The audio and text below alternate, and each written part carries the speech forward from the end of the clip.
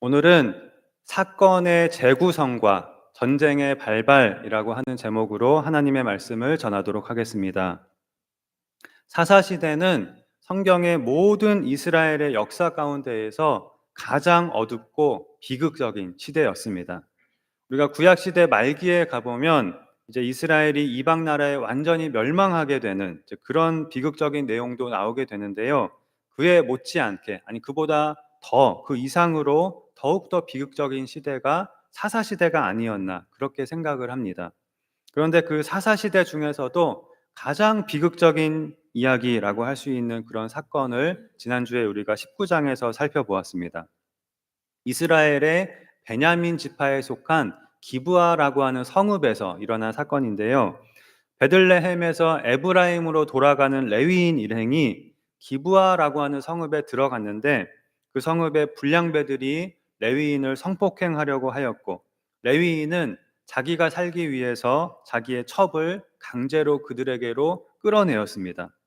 그리고 그 레위인의 첩은 밤새도록 불량배들에게 성폭행을 당하고 새벽 미명에 풀려나서 겨우겨우 기어서 그 남편이 있는 집으로 돌아왔는데, 그 집에는 이 여인을 걱정하며 기다리던 사람이 아무도 없었습니다.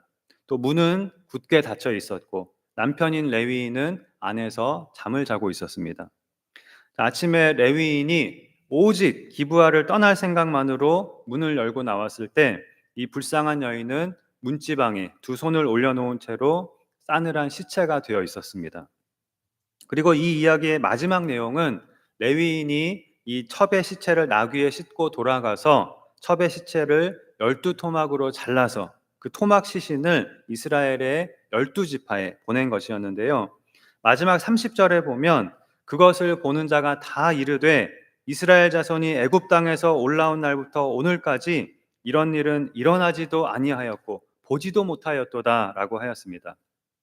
이스라엘 백성들의 반응은 이것을 보고 경악하는 것이었습니다. 물론 이들이 말하는 이러한 일은 기브아에서 일어난 끔찍한 사건을 가리키는 것일 테지만 아마 분명히 속으로는 이 레위인이 한 일에 더 놀라고 충격을 아마 받았을 것입니다.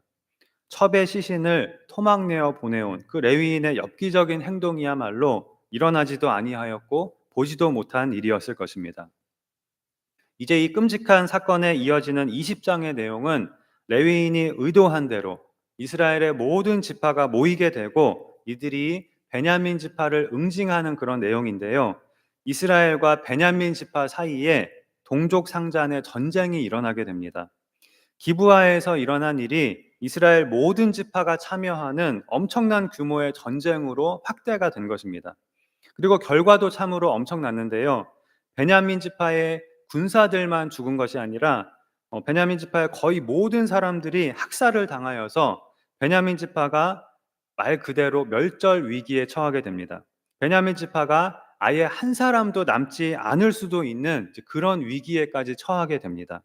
다시 말하면 동족 상잔의 전쟁으로 이스라엘의 12지파 중에서 한 지파가 완전히 역사에서 사라질 그러한 심각한 위기를 이스라엘이 맞게 된 것입니다. 이것은 굉장히 심각한 문제였습니다. 12지파라고 하는 것 자체가 이스라엘의 정체성이라고도 할 수가 있거든요. 이스라엘은 야곱, 즉 이스라엘의 12아들로 이루어진 국가이고 이 12지파가 곧 하나님의 언약 백성이었습니다. 이 중에 한 지파가 사라진다는 것은 하나님의 언약 백성으로서의 그 정체성을, 그 공동체를 지키지 못한 정체성을 잃어버리는 일이었고 상상할 수도 없는 그런 일이었습니다. 그래서 12지파 중 한 지파가 역사 속으로 완전히 사라질 위기에 처한 이 이스라엘이 이 문제를 해결하는 내용이 이제 마지막 21장의 내용인데요. 우리가 충분히 예상할 수 있듯이 그 21장의 내용도 한마디로 엉망진창이라고 할 수 있습니다. 결국 베냐민 지파가 멸절되는 것은 어떻게든 막게 되었지만 그 과정에서 벌어지는 일들은 19장과 20장에서 일어난 일들과 크게 다르지 않습니다. 그야말로 엉망진창이고 기가 막히고 엽기적인 일들이 계속해서 끝까지 일어나는데요.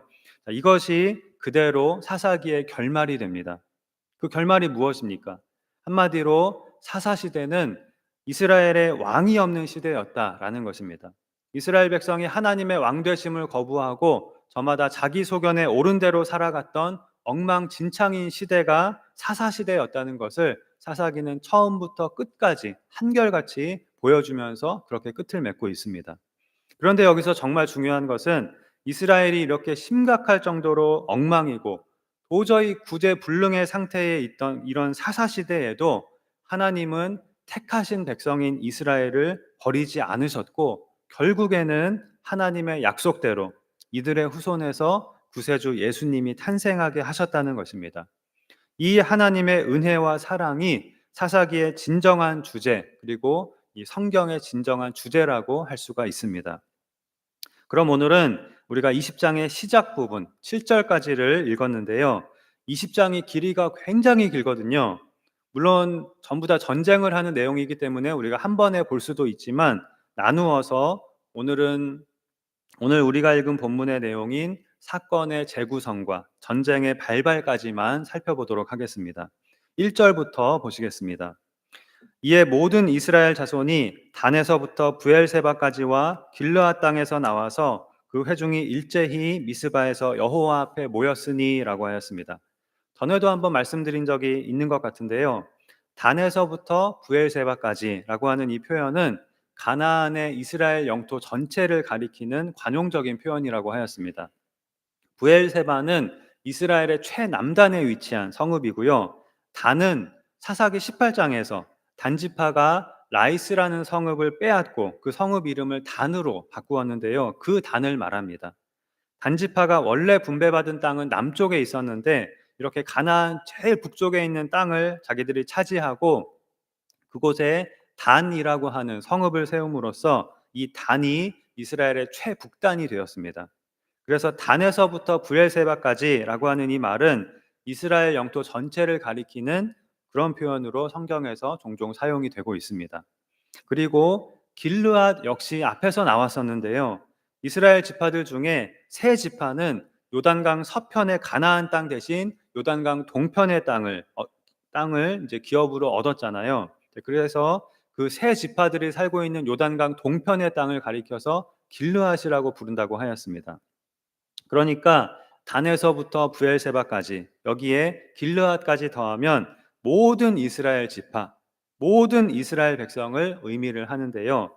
레위인이 각 지파에 보낸 그 토막 시신을 보고 이 온 이스라엘이 일제히 한 곳에 모였다는 것입니다.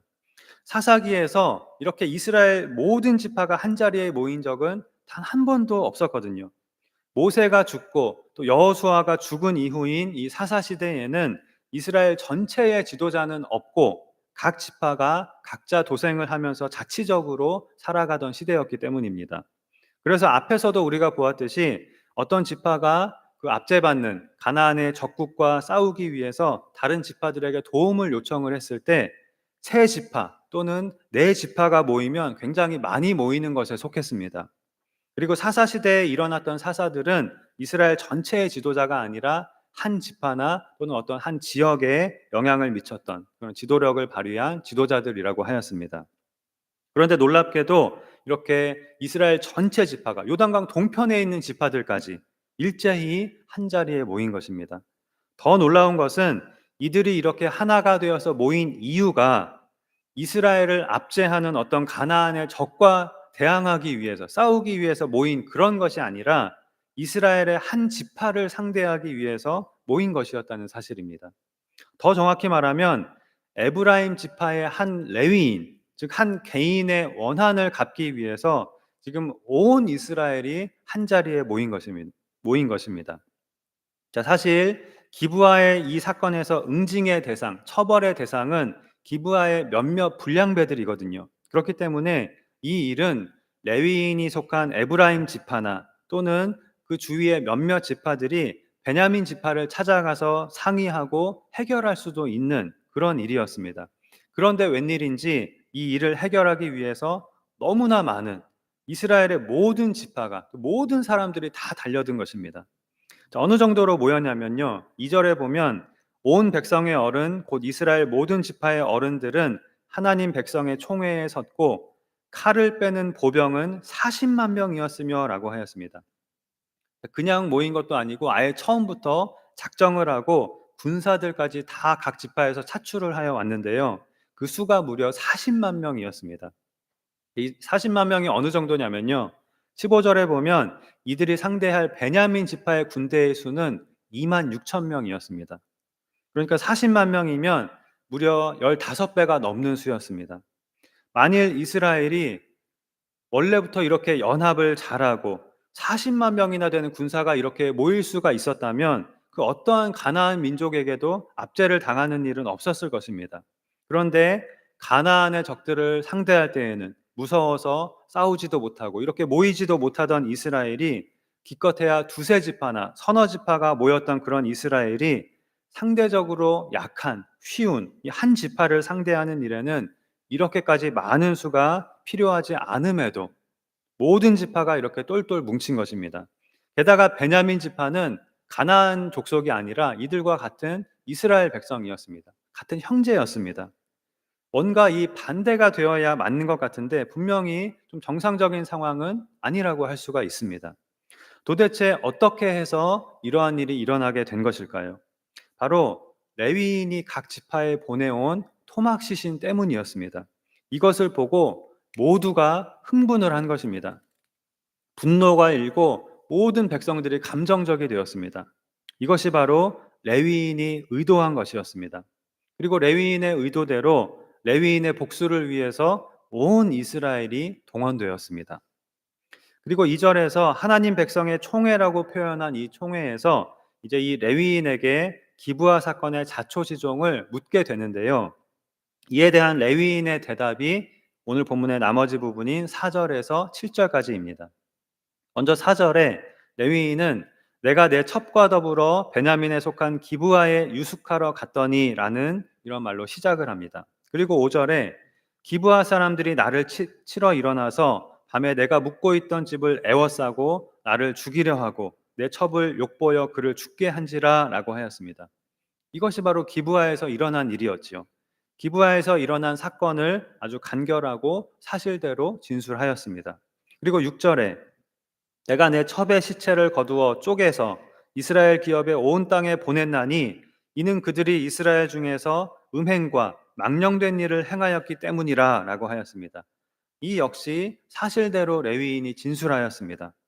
그리고 마지막으로 7절에 기브아 사건에 대한 진술을 마친 레위인은 이스라엘 자손들아 너희가 다 여기 있은즉 너희의 의견과 방책을 낼지니라 라고 말합니다. 여기까지가 오늘 우리가 읽은 본문입니다.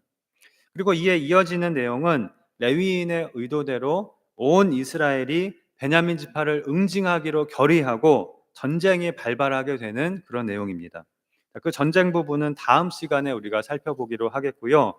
오늘 우리가 생각해 보고자 하는 부분은 바로 오늘 본문의 레위인의 진술에 대한 부분입니다. 레위인의 진술을 우리가 다시 한번 살펴보면서 이 레위인의 진술이 어떻게 전쟁의 발발로 이어지게 되었는지를 생각해 보고 여기서 어떤 교훈을 우리가 얻어야 할지를 생각해 보는 시간을 갖도록 하겠습니다. 앞에서 제가 기브아에서 일어난 일을 레위인이 분명히 사실대로 진술하였다고 하였습니다. 분명히 거짓을 말하지는 않았습니다.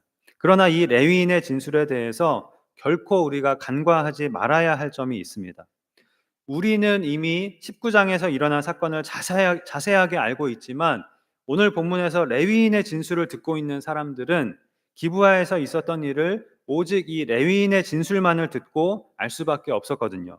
그런데 이 레위인의 진술을 보면 레위인은 자신에게 불리한 진술은 쏙 빼고 자기가 한 잘못은 모두 숨기고 자기에게 유리하도록 진술을 합니다. 예를 들어서 자기가 강제로 첩을 끌어내어서 불량배들에게 내어준 것은 말하지 않았고요. 또 집에 돌아와 문 앞에 쓰러져 있는 첩을 돌보지도 않고 치료해주지도 않은 것도 말하지 않았습니다. 첩이 돌아온 것도 모른 채 자기는 집안에서 자고 있었던 것도 편하게 자고 있었던 것도 레위인은 말하지 않았습니다. 그리고 오직 이스라엘 백성들을 선동하고 자신의 복수를 위해 이용할 목적으로 진술을 하였는데요. 사실을 말하고 있는 것 같지만 사실은 교묘하게 사건을 과장하고 왜곡하고 있습니다. 5절에 보면 기브아 사람들이 나를 치러 일어났다고 하였는데요. 정확히 말하면 기브아의 불량배들이 그랬지요. 그런데 레위인은 의도적으로 기브아 사람들이라고 표현을 함으로써 마치 기브아 전체가 한 일인 것처럼 그렇게 과장을 하고 있습니다. 사실 이 일은 기브아의 몇 사람, 그 불량배들이 한 일이기 때문에 기브아가 속해 있는 베냐민 지파에 가서 항의를 하거나 또는 이 레위인의 지파인 에브라임 지파가 베냐민 지파에 정식으로 항의를 해서 얼마든지 해결할 수 있는 문제였습니다. 그런데 이 레위인은 기브아의 불량배들이 아니라 기브아 사람들이 나를 치러 일어났다 이렇게 보고함으로써 사건의 규모를 더 키우고 있습니다. 그리고 나를 죽이려 하고라고 하였는데요. 엄밀히 말하면 기브아의 불량배들은 레위인을 죽이려 한 적은 없었습니다. 레위인을 성폭행하기 위해서 레위인을 요구한 것이었습니다. 집주인인 노인에게도 그렇게 말하였죠. 물론 그러한 죄가 살인죄보다 결코 가볍거나 덜하다는 그런 뜻은 아닙니다. 그러나 레위인은 자신의 의도대로 이스라엘을 선동하기 위해서 기브아 사람들이 처음부터 자기를 죽이려 하였다고 거짓을 말하며 사실을 왜곡하였습니다. 또 기브아 사람들이 내 첩을 욕보여 그를 죽게 한지라라고 하였는데요. 이 역시 분명히 사실이기는 하지만 왜곡된 사실이라고 할 수 있는 것이 그렇게 된 원인은 레위인이 강제로 첩을 그들에게로 끌어내었기 때문이었거든요. 그런데 그 말은 쏙 빼버린 것입니다. 사실 기브아의 불량배들은 이 남자인 레위인을 요구하였지 레위인의 첩을 요구한 적이 없었고 집주인인 노인이 내 처녀딸과 레위인의 첩을 내어줄 테니 마음대로 하라 이렇게 하였을 때에도 불량배들이 그 말을 듣지 않고 계속해서 레위인을 요구하였다고 하였습니다. 다시 말하면 지금 레위인은 이 사건의 자초지종을 전혀 알지 못하는 이스라엘 앞에서 사실을 진술하고 있는 것 같지만 사실은 레위인이 지금 하고 있는 일은 기브아에서 있었던 사건을 자신에게 유리하도록 자기의 잘못은 드러나지 않도록 그래서 분노와 비난의 화살이 온전히 기브아 사람들에게로 향하도록 사건을 재구성하는 것이었습니다. 사건을 자기에게 유리하도록 재편집하고 자기중심적으로 재해석하고 그렇게 재구성을 한 것입니다. 이 레위인의 진술을 듣는 그 어떤 사람도 이 레위인에게 어떤 책임이나 잘못이 있다고는 전혀 생각할 수가 없었을 것입니다. 그러나 우리가 지난 시간에 본 것처럼 이 레위인의 첩이 끔찍한 일을 당하고 죽음에 이르게 된 이 사건에 있어서 가장 냉혹하고 가장 비정하고 가장 악한 그런 빌런은 바로 레위인이었습니다. 첩의 죽음에 사실 가장 큰 책임이 있는 것은 누구보다도 사실은 이 레위인 자신이었습니다. 지금 레위인이 복수하고 처단하려고 하는 불량배들보다 이 레위인은 결코 덜 악하지 않습니다. 오히려 더 악하다고도 할 수가 있습니다. 그런데도 이 레위인은 사건을 자기에게 유리하게 재구성함으로써 아무도 그렇게 생각할 수 없도록 사건을 조작하고 또 더 나아가 이스라엘 백성들을 선동하여 전쟁이 발발하게 만듭니다. 사실 이 레위인이 제일 먼저 했어야 하는 것은 자신의 잘못을 회개하는 것이었습니다. 그리고 자신의 잘못을 마땅히 부끄러워했어야 합니다. 만일 이 레위인이 기브아의 불량배들도 나쁘지만 첩을 보호하지 않고 나를 대신 희생시킨 나는 더 큰 죄를 지었구나 이렇게 생각을 하였다면 기브아에서 있었던 일을 부끄러워하면서 이렇게 온 이스라엘에 알리기는커녕 오히려 숨기려고 하였을 것입니다. 그런데 4절에 보면 이 레위인은 내가 내 첩과 더불어 베냐민에 속한 기브아에 유숙하러 갔다고 당당하게 말을 합니다.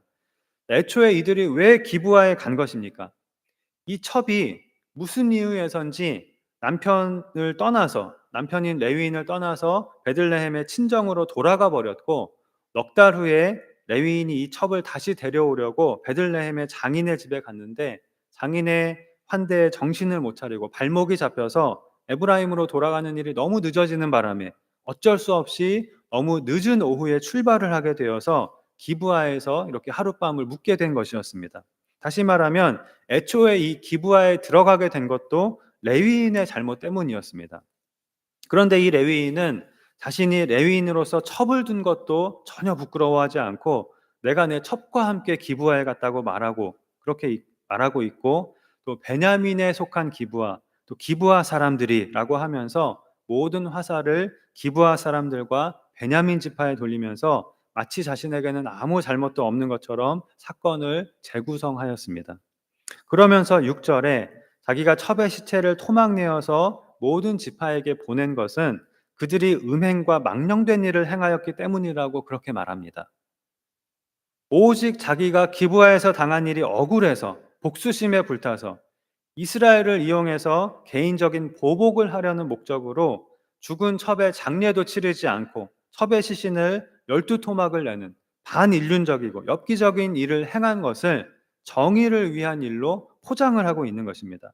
그러나 이것은 오직 자신의 목적, 즉 복수를 위해서 하나님을 운운하고 정의로 포장하는 것에 불과했습니다. 그러면서 7절의 레위인은 너희가 다 여기 있은즉, 즉 지금 당장 너희가 지금 다 여기에 모인 지금 당장 너희의 의견과 방책을 낼지니라, 이렇게 이스라엘을 다그칩니다. 만일 이 이스라엘 총회에서 시간을 두고 차분히 이성적으로 판단하고 사건의 진상을 조사하기 시작하면 자신의 죄가 드러나고 오히려 자신이 불리한 입장에 처하게 될 수도 있기 때문에 지금 당장 기브아 사람들을 처단하고 베냐민 지파를 응징하라고 그렇게 감정적으로 다그친 것입니다. 이스라엘의 각 지파에 토막 시신을 보내어서 사람들을 감정적으로 만들어 놓은 후에 사건을 자기에게 유리하도록 재구성하고 지금 당장 대책을 세우라고 이스라엘을 선동한 것입니다. 그 결과 온 이스라엘이 40만 명이나 되는 군대가 이스라엘의 한 지파 베냐민 지파를 거의 멸절시키는 동족 상잔의 비극적인 전쟁이 발발하게 됩니다. 사사기 19장의 비극에 이어서 또 한 번의 비극이 일어나게 된 것인데요. 사실 사사기 19장에서 있었던 기브아 사건은 기브아의 불량배들을 처벌하는 선에서 얼마든지 끝날 수 있는 사건이었습니다. 그런데 어처구니 없게도 이 사건이 이스라엘 모든 지파가 참여하는 내전으로 확대가 되었고, 이 전쟁으로 너무나 많은 사람이 죽음으로써 이스라엘은 아주 큰 대가를 치르게 되었습니다. 베냐민 지파만 죽은 것이 아니었습니다. 이스라엘 연합군은 훨씬 더 많이 죽었습니다. 양쪽 모두에서 소중한 목숨이 너무나도 많이 희생이 된 것입니다. 그런데 이러한 비극은 지금도 여전히 우리 주위에서 계속해서 일어나고 있죠. 문제가 생겼을 때 또는 의견이 갈리고 갈등이 생겼을 때 차분하게 이성적으로 대화함으로써 풀지 못하고 불필요한 다툼, 싸움, 때로는 전쟁으로 이어져서 모두가 큰 피해를 입게 되는 것입니다. 특히 이런 경우에 국가 간에든 개인 간에든 보복과 재보복이 무한 반복되면서 이 전쟁과 싸움이 그치지 않는 비극을 우리는 너무나도 자주 보게 됩니다. 이런 경우는 10중 8구 감정적인 싸움이거든요. 이성적이고 합리적인 싸움이 결코 아닙니다. 교회 내에서도 마찬가지입니다. 교회 안에서도 우리가 서로 생각이 다르고 의견이 다를 수 있고, 또 사람들이 편을 가르고 당을 짓다가 보면 이제 서로 이해관계가 부딪히게 되거든요. 그럴 때 대화와 타협으로 지혜롭게 해결하지 않고 서로 감정적이 되어서 싸우게 되면 그것이 훨씬 더 큰 싸움으로 번지게 되고 교회가 둘로 셋으로 갈라지고, 그러다가 교회가 파탄이 나고 아예 공중분해되어서 교회가 사라지게 되는 경우도 적지 않습니다. 자, 그렇다면 레위인이 사건을 재구성하며 사람들을 선동하여서 전쟁이 발발하게 된 오늘 본문을 통해서 우리가 얻어야 할 교훈은 무엇일까요? 첫째는 감정적이 되지 말고 하나님의 지혜를 구해야 한다 하는 것입니다. 왜 이스라엘 백성들은 레위인의 선동에 이렇게 쉽게 넘어가게 되었을까요? 분명 기브아에서 일어난 일은 끔찍한 일이었고 분명 심각한 죄악이었지만 이스라엘 모든 지파가 참여하는 내전이 일어나고 한 지파가 멸망을 당할 만한 일은 아니었습니다. 그런데도 온 이스라엘이 한 마음이 되어서 이런 비극적인 전쟁을 일으키고 말았습니다. 그 이유가 무엇이었을까요?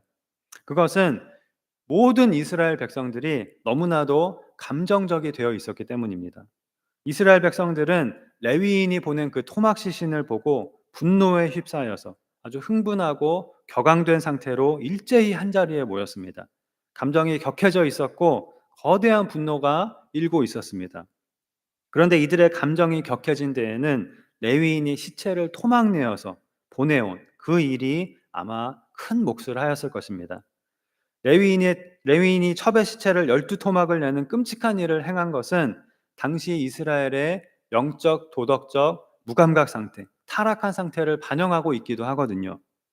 그런데 이스라엘 백성들 역시 가나안의 영향을 받아서 굉장히 타락하고 죄에 아주 무감각한, 웬만한 죄에는 무감각한 그런 상태에 있었습니다. 그래서 아마도 레위인의 이렇게 자극적인 충동질이 없었다면 이렇게까지 온 이스라엘이 다 모이지는 않았을 것입니다.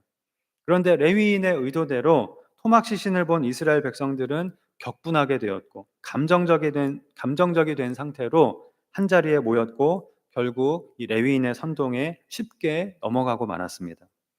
우리가 살다 보면 감정이 막 요동치고 격해지게 될 때가 있습니다. 격분하게 되는 때가 우리에게 다 있습니다. 누구에게나 있습니다. 도저히 그냥 넘어갈 수 없는 일이 생길 수가 있습니다. 그러나 우리가 기억해야 할 것은 그럴 때 감정적이 되어서는 아무 문제도 해결할 수가 없다는 것입니다. 오히려 상황을 악화시킬 뿐입니다. 오히려 일이 더 커지고 더 큰 문제를 만들게 될 수도 있습니다. 그렇기 때문에 제일 먼저 우리가 할 일은 좀 흥분을 가라앉히고 하나님께 기도를 먼저 하는 것이죠. 기도로 하나님의 지혜를 구하는 것입니다.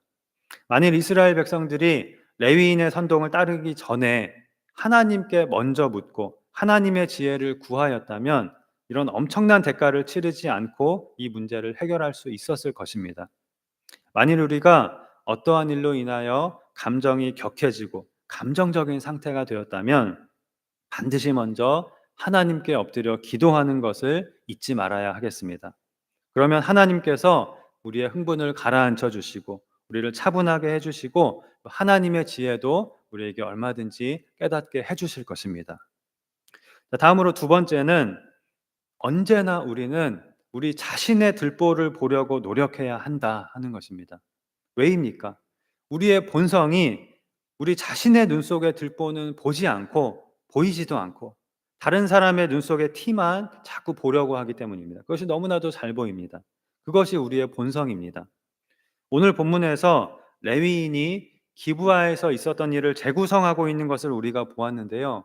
우리가 깨달아야 할 것은 이 레위인이 바로 우리라는 것입니다. 무슨 말이냐면요. 우리는 누구나, 사람은 누구나 사건을 재구성합니다. 자기 중심적으로, 나에게 유리하도록 모든 사건을 재구성하면서 우리는 끊임없이 살아가고 있습니다. 그래서 어떤 둘 사이에 다툼이나 분쟁이 생겼을 때 항상 이쪽 이야기를 들어보면 이쪽이 억울하고 저쪽이 잘못했고 또 저쪽에 가서 저쪽 이야기를 들어보면 저쪽이 억울하고 이쪽이 잘못했습니다. 사람은 자신이 잘못한 것은 생략하거나 숨기거나 축소시키고 내가 피해 입은 것, 내가 억울한 것만 강조합니다. 그러면서 이 상대의 잘못은 과장해서 말하고 상대의 잘못만 부각을 시키면서 듣는 사람을 선동하고 또 듣는 사람이 내 편을 들게 만들려고 합니다. 누구나 그렇습니다. 사건을 내 입맛에 맞게 재구성하고 재편집하고 나에게 유리하게 과장하고 왜곡하는 것이 우리 모두의 본성인 것입니다. 그렇기 때문에 항상 우리는 다른 사람의 티를 보면서 감정적이 되지 말고 먼저 우리 자신의 들보를 보도록 노력을 해야 하는 것입니다. 그럴 때 우리가 좀 차분해질 수 있고 또 회개를 먼저 하게 되고 하나님께 기도하게 되고 올바로 일을 해결하게 될 수 있는 것입니다. 오늘 본문의 경우에 물론 기브아에서 일어난 사건은 그냥 넘어갈 수 없는 일이었습니다. 잘못된 것은 분명 짚고 넘어가야 하고 정의는 분명히 이루어져야 합니다. 처벌이 필요한 경우에는 처벌해야 하고 고칠 건 고치고 바로잡을 건 당연히 바로잡아야 합니다. 그러나 감정적으로 무작정 달려들기 전에 사실이 왜곡되지는 않았는지 진실이 감춰지거나 포장되지는 않았는지 이 레위인의 말에 거짓 정보는 없는지 또는 레위인에게 선동되어서 사건의 본질이 흐려지거나 또는 지금 엉뚱한 방향으로 가고 있는 것은 아닌지 이러한 것들을 차분하게 살필 필요가 있었습니다. 사실 사사기 20장의 이 상황은 굉장히 아이러니한 상황이거든요. 이 사사 시대에 이스라엘에게 주어진 최대의 사명은 가나안을 정복하는 것이었습니다. 가나안 족속들과 싸우는 것이었습니다. 그런데 가나안의 적들은 두려워하면서 그들과는 싸우지 못하던 이스라엘이 그러한 자신의 들보는 깨닫지 못하고 베냐민 지파를 응징하는 일에는 처음으로 모든 지파가 이렇게 하나가 되어서 40만이나 되는 군대를 모아서 동족 상잔의 전쟁을 일으킨 것입니다. 만일 베냐민 지파의 죄가 우리 이스라엘의 죄입니다. 우리 모두의 죄입니다. 이것을 깨달았다면 온 이스라엘이 먼저 회개하는 가운데 이 사건을 해결하는 방식도 분명히 달라졌을 것입니다. 그러나 안타깝게도 그러지 못했기 때문에 비극은 계속해서 더 큰 비극으로 이렇게 이어지고 말았습니다. 말씀을 맺겠습니다. 우리가 가정에서도 교회에서도 언제든 갈등이나 분쟁이 일어날 수가 있습니다. 그런데 우리가 감정적이 되고 또 나의 들보는 보지 않으면서 다른 사람의 티만 보려고 할 때 싸움은 커지고 비극으로 나아가게 될 수가 있습니다. 우리가 기억해야 할 것은 하나님은 우리를 화목해 하는 자로, 화평케 하는 자로 부르셨다는 것입니다. 어떻게 부르셨습니까?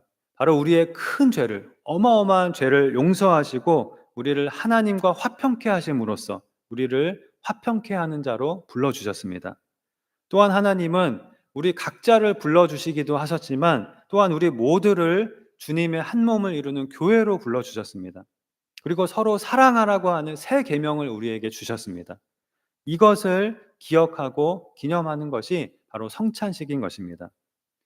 잠시 후에 우리가 성찬을 받을 때에 예수님께서 피와 살을 주심으로 우리를 하나님과 화목하게 하셨고 또 우리를 화평케 하는 자로 불러주셨으며 또한 우리 모두를 주님과 연합되게 하사 우리가 주님의 한 몸을 이루어 서로 사랑하게 하셨음을 기억하면서 우리가 성찬을 받아야 하겠습니다. 그럼으로써 우리의 삶 가운데 어떠한 갈등과 문제가 발생한다 하더라도 늘 겸손히 그리고 차분히 우리의 왕이신 우리의 아버지이신 하나님께 엎드려 기도함으로 하나님께서 주시는 지혜와 사랑으로 이 세상에서 비극을 막는 피스메이커가 되어 모두 함께 하나님 나라와 하나님의 뜻을 이루어가는 그런 우리 모두가 되기를 주님의 이름으로 축원합니다. 기도하시겠습니다. 하나님 아버지, 지금 우리는 인간의 자기 중심성과 타락한 본성으로 인하여 쉽게 감정적이 되고 감정적인 분노에 휩싸여 보복과 재보복이 무한 반복되고 있는 세상 속에서 살아가고 있습니다. 이러한 세상 속에서 하나님의 자녀인 우리는 화목해 하는 자, 화평케 하는 자로 부름을 받았다는 것을 우리가 기억하고 늘 먼저 자신의 들보를 깨닫고 하나님 앞에 엎드림으로 하나님께서 주시는 지혜와 사랑으로 모든 갈등을 지혜롭게 해결해 나가는 우리가 되게 하여 주시옵소서. 특별히 예수님께서 우리에게 피와 살을 주신 것을 기억하고 우리도 이 세상에서 희생하고 용서하는 자가 되며 서로 사랑하라고 하신 주님의 명령을 기억하고 서로 사랑하는 일에 늘 힘쓰는 우리 말씀교회가 되게 하여 주시옵소서. 믿사오며 예수님의 이름으로 기도하옵나이다. 아멘.